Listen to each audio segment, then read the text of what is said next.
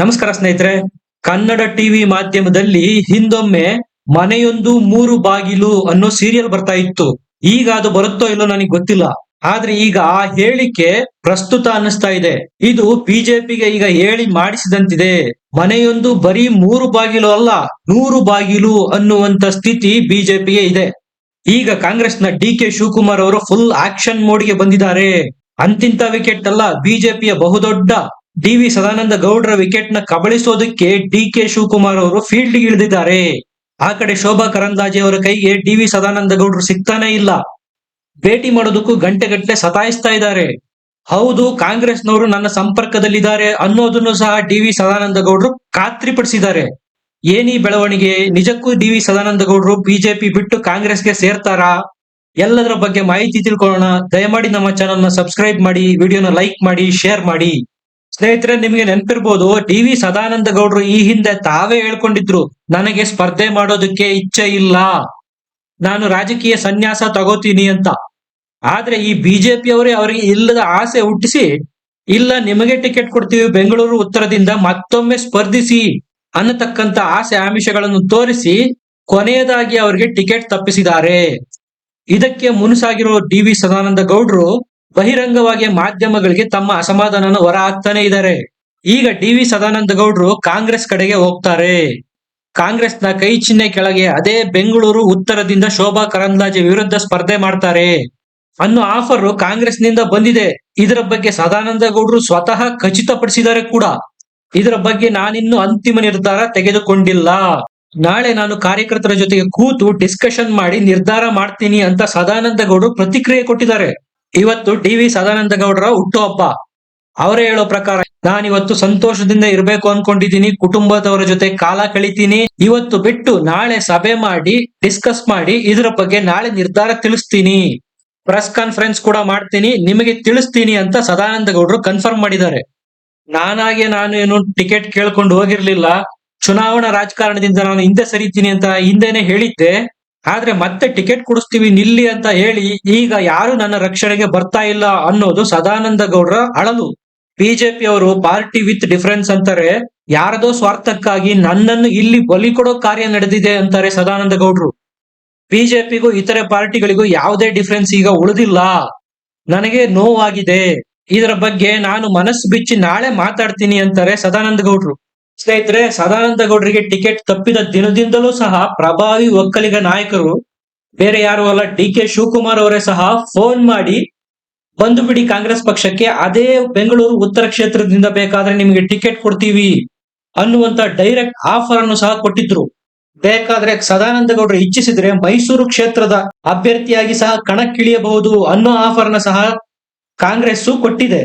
ಕಾಂಗ್ರೆಸ್ಗೆ ಬೆಂಗಳೂರು ಉತ್ತರ ಮತ್ತು ಮೈಸೂರು ಈ ಎರಡೂ ಕ್ಷೇತ್ರಗಳಿಗೆ ಪ್ರಭಾವಿ ಕ್ಯಾಂಡಿಡೇಟ್ ನ ಅವಶ್ಯಕತೆ ಇದೆ.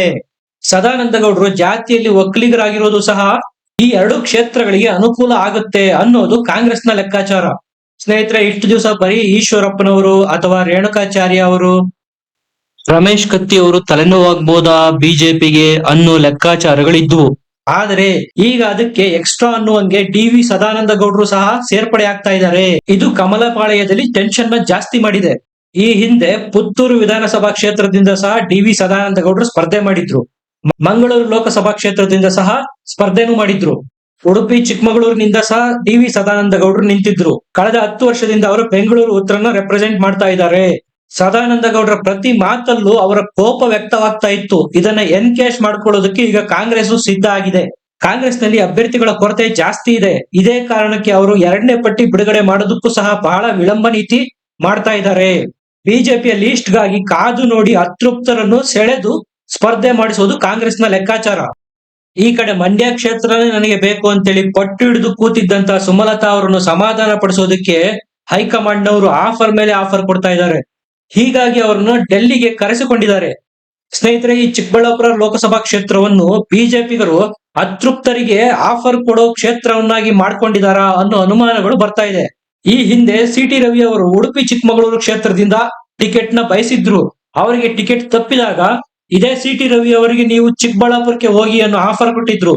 ಸಿ.ಟಿ. ರವಿ ಅವರು ಆ ಆಫರ್ ನ ಖಡಾಖಂಡಿತವಾಗಿ ನಿರಾಕರಿಸಿದ್ರು. ಈಗ ಅಂತಹುದ್ದೇ ಆಫರ್ ಅನ್ನು ಸುಮಲತಾ ಅವರಿಗೆ ಬಿಜೆಪಿ ಹೈಕಮಾಂಡ್ ಕೊಟ್ಟಿದೆ. ಅದಕ್ಕೋಸ್ಕರವೇ ಸುಮಲತಾ ಅವರನ್ನು ಜೆ.ಪಿ. ನಡ್ಡಾ ಅವರು ಕರೆ ಮಾಡಿ ಡೆಲ್ಲಿಗೆ ಕರೆಸ್ಕೊಂಡಿದ್ದಾರೆ. ಕುಮಾರಸ್ವಾಮಿ ಅವರು ಈಗ ಆಲ್ರೆಡಿ ಸ್ಪಷ್ಟವಾಗಿ ಹೇಳಿದ್ದಾರೆ ಜೆಡಿಎಸ್ಗೆ ಮಂಡ್ಯ ಟಿಕೆಟ್ ಅಂತ. ಅಭ್ಯರ್ಥಿ ಯಾರು ಅಂತ 25ನೇ ತಾರೀಕು ಆದ್ಮೇಲೆ ಸ್ಪಷ್ಟಪಡಿಸ್ತೀನಿ ಅಂತಾನೂ ಕುಮಾರಸ್ವಾಮಿ ಅವರು ಹೇಳಿದ್ರು. ಸ್ನೇಹಿತರೆ, ಈ ಹೇಳಿಕೆನ ನೀವು ಸೂಕ್ಷ್ಮವಾಗಿ ಗಮನಿಸಿದ್ರೆ ನಮಗೆ ಇಲ್ಲಿ ಗೊತ್ತಾಗ ಒಂದು ಅಂಶ ಏನಪ್ಪಾ ಅಂದ್ರೆ, ಬಿಜೆಪಿಯ ಹೈಕಮಾಂಡ್ ಸ್ಪಷ್ಟವಾಗಿ ನಿರ್ದೇಶನ ಕೊಟ್ಟಿದೆ ಕುಮಾರಸ್ವಾಮಿ ಅವರಿಗೆ, ಯಾವುದೇ ದುಡುಕಿನ ನಿರ್ಧಾರ ಮಂಡ್ಯದ ಪರವಾಗಿ ತಗೋಬೇಡಿ.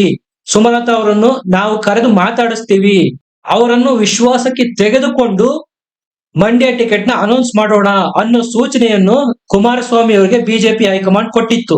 ಅದೇ ಕಾರಣಕ್ಕೆ ಕುಮಾರಸ್ವಾಮಿ ಅವರು ಮೊನ್ನೆ ನಡೆದಂತಹ ಸಭೆಯಲ್ಲಿ 21ನೇ ತಾರೀಕು ನನಗೆ ಶಸ್ತ್ರಚಿಕಿತ್ಸೆ ಇದೆ, 25ನೇ ತಾರೀಕು ಇಲ್ಲಿ ಯಾರು ಅಭ್ಯರ್ಥಿ ಆಗ್ತಾರೆ ಅನ್ನೋದು ಘೋಷಣೆ ಆಗುತ್ತೆ ಅಂತ ಕುಮಾರಸ್ವಾಮಿ ಅವರು ಹೇಳಿದ್ರು. ಅದರ ಮುಂದುವರೆದ ಭಾಗವಾಗಿ ಹೈಕಮಾಂಡ್ ಅವರು ಈಗ ಸುಮಲತಾ ಅವರನ್ನು ಡೆಲ್ಲಿಗೆ ಕರೆಸ್ಕೊಂಡಿದ್ದಾರೆ. ಮಂಡ್ಯ ಕ್ಷೇತ್ರನ ನಿಮಗೆ ಕೊಡೋದಿಕ್ಕೆ ಆಗೋದಿಲ್ಲ, ಅದು ಜೆಡಿಎಸ್ ಪಾಲಾಗಿದೆ.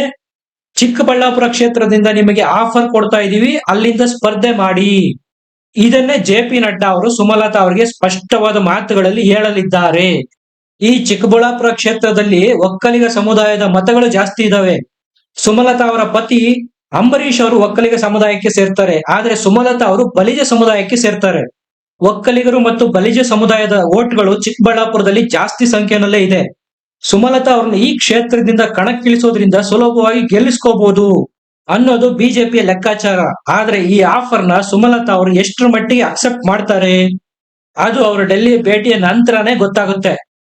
ತಮ್ಮ ಕನಸಿನಲ್ಲೂ ಸಹ ಮಂಡ್ಯ ಮಂಡ್ಯ ಅಂತಾನೆ ಜಪ ಮಾಡ್ತಾ ಇರೋ ಸುಮಲತಾ ಅವರು ಚಿಕ್ಕಬಳ್ಳಾಪುರದ ಆಫರ್ ನ ಅಕ್ಸೆಪ್ಟ್ ಮಾಡ್ತಾರಾ? ಸುಮಲತಾ ಅವರು ದಕ್ಷಿಣ ಭಾರತದಲ್ಲಿ ಒಬ್ಬ ಪ್ರಸಿದ್ಧ ನಟಿ, ಅವರಿಗೆ ತೆಲುಗು ಭಾಷಿಕರು ಸಹ ಫ್ಯಾನ್ಸ್ ಇದ್ದಾರೆ.